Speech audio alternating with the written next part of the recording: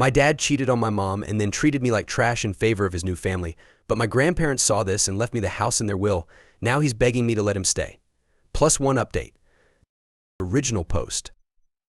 I 30F and my father 64M have historically had a rocky relationship. My parents divorced when I was 5, and he married the woman he cheated on my mother with. I was an only child while she had 4 kids from a previous marriage. During my childhood, most of the time allocated to my father in the divorce was actually spent with my paternal grandparents. Every 2 weeks and 42 days in the summer, I would visit them in a different state. I cherished my time with them, and they always stood up for me. There was tension early on in my dad's new marriage when my stepmom demanded that my grandparents go back to the store one Christmas and buy an equal number of gifts for all her children, even taking some from me to give to her youngest. Many times, I would sit on my mom's sofa, waiting for my dad to pick me up, only to find out later that he was on family vacations with his new family. I could spend all day telling Cinderella stories, but I need to stay focused. My grandparents picked up the slack. We spent summers learning how to make baskets, gardening, camping, and doing various activities. Their home became a second home to me. When I was 13, I went to live with my dad after some methodical brainwashing, and from then on, I rarely saw my grandparents. My grandmother would call, but my dad and stepmom would ignore it. It broke my heart to see her name on the caller ID, knowing they were just on the other line but refusing to let me answer.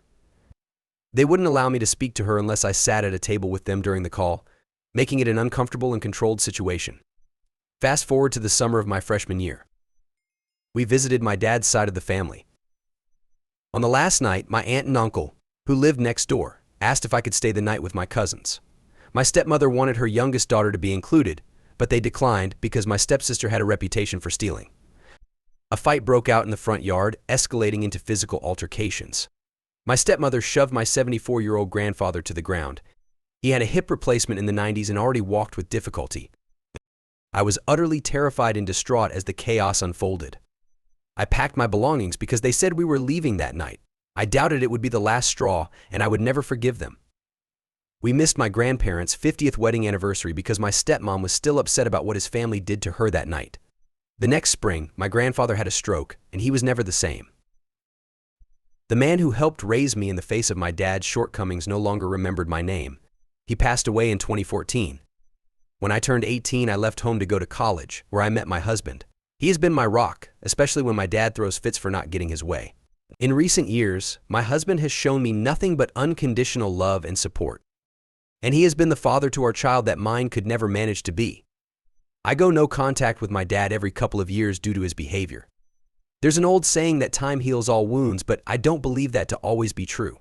Despite everything, I maintained a relationship with my grandmother until her passing in December. She was cheeky and left us notes to find after her death. This woman never forgot a slight, and that was reflected in her will. I inherited the house, which had been deeded to me since 2001. My dad knew they would give it to me, but I think he genuinely believed he had a chance of fighting me for it. Since 2012, my dad and stepmom have been living in an RV that's now falling apart. He's retired military but has no savings. Right after the funeral, he stashed his belongings in the closets of my grandparents' home. I discovered this after changing the locks and installing cameras for security since I live out of state and plan to move into my childhood home after selling my current house. I put his belongings, along with what he was owed, in storage, and my uncle gave him the keys. Upon learning this, my dad became furious. My step-siblings have been reaching out, calling me heartless for keeping him out of his parents' home. He called me in tears, but I coldly told him that if his parents had wanted him to have the house, they would have left it to him.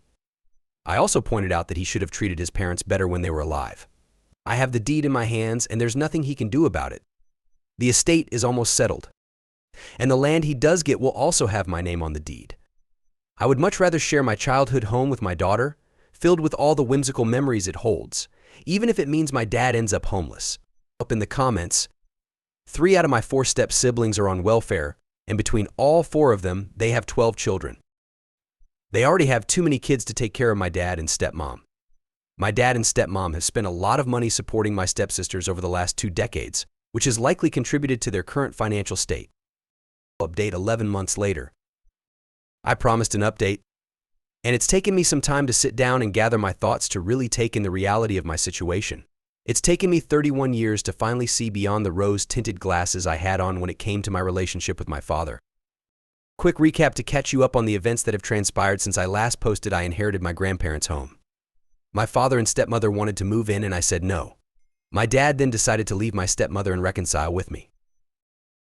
But he wanted to temporarily move in with us. We also said no. He insisted on helping us move, but we ultimately refused. We are essentially estranged, and he has never truly been a parent to me. He has always chosen to love and bond with my 3 stepsisters and their children over his only child and grandchild. I had previously entertained the idea of reconciliation, but I was strongly dissuaded by both my extended family and Reddit.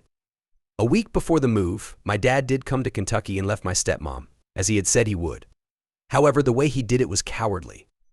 While she was doing laundry on their last day in Texas at their RV, he got into her vehicle and left, driving back to Georgia and leaving her without transportation. Her children are furious. Once he got to their RV in Georgia, he parked the car, packed up his truck and trailer, and headed to Kentucky.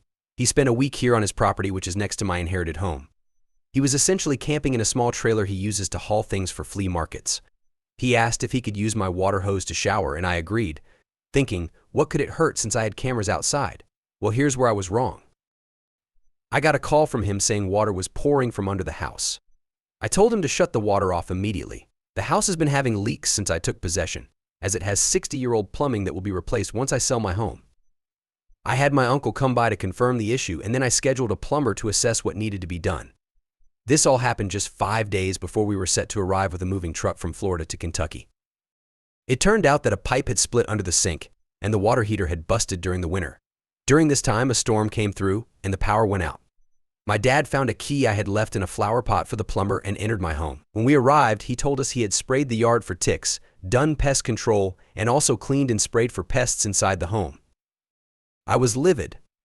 However, I didn't react angrily because, at the time, it felt strange. I started questioning whether I was wrong and if he was actually trying to be a father to me after all these years, so I let it go. That illusion has since faded. Since we moved here in mid-June, I've discovered that my dad has been stealing from us. Of course, he's denied everything. He removed tape from an old chimney hole, likely looking for money, and stole green dishware, which he put on consignment, both in town and at another local place 40 minutes away. Whenever we have a subcontractor out to give bids for the remodel, he shows up uninvited and tries to take over the situation. Recently, he spoke to me like I was stupid in front of my husband. That didn't go over well. My husband, who is typically very docile, had finally had enough and spoke up. He told my dad to mind his own business and to be respectful to his wife. My dad didn't take kindly to that. He's now staying with one of his cousins in an RV and is still moving forward with his plans to put a tiny home on the land, nestled between my uncle's place and mine. My extended family tends to avoid him like the plague, despite his repeated efforts to be included. He even showed up at their home on the 4th of July with a lawn chair to watch fireworks uninvited. They didn't ask him to leave. In July, we noticed that my dad had tampered with the propane heater. The pilot light was off, and the dial had been moved to one which is on the opposite side of the dial from the pilot setting. Whether it was incompetence or intentional, it felt like he was toying with our lives, my daughter's life included. Naturally, he denied any involvement. It feels like we're all living in fear of his retaliation. My husband, however, has no such fears and keeps threatening to go to the consignment store where my stolen glassware is being sold and make a scene. Honestly, I'm at the point where I'm just going to let my husband handle him. I'm no longer emotionally exhausted, just annoyed. My dad still shows up randomly with food, which I immediately throw away. The last time, he left a note on it for my daughter. I wish I had a happier update, but this is the reality. We close on the sale of our home next week, and we'll start remodeling soon. I've informed the contractors about the situation and made it clear that my dad is not allowed on the property. I feel bad for dragging them into this, but I'm also worried he might vandalize the house my grandparents left me while we're in our rental. If I end up as a news story, know it's not a mystery, and you'll know exactly who is responsible.